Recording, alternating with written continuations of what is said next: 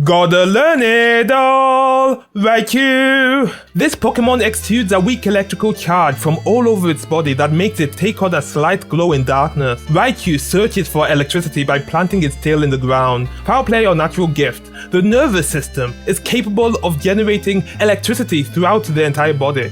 Electricity is the movement of delocalized electrons. You likely have heard of electrons. The word delocalized means those electrons are free to go wherever they want. However, if an electron which is not delocalized and is instead stuck inside an atom is given a specific quantity of energy, it can move to a higher energy level. When it does this, it will fall back into the lower energy state and emit light. This process is what allows LEDs to glow. This kind of glow is technically called electroluminescence. Still, even if Raichu could do this, why would it waste resources creating the cells to luminesce? Since luminescence is typically reserved for deep-sea creatures that live in total darkness. I say this is foul play. Also, electricity isn't something you search for. As I said, it's just the movement of delocalized electrons, and electrons are literally everywhere. Its electric charges can reach even 100,000 volts. Careless contact can cause even an Indian elephant to faint. Foul play or natural gift. Voltage alone does nothing.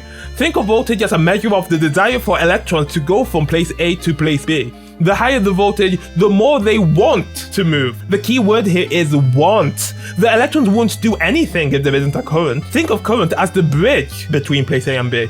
If there's no current, there's just a huge chasm between A and B, and the electrons are stuck. A little current is like a bridge with only one carriageway. Only one electron can move at a time. The higher the current, the wider the bridge, and the more electrons can pass at once. Current is practically as lethal as voltage. Let's assume it's a healthy adult Indian elephant. The thick skin of the great beast would have a defensive measure in the form of a high resistance.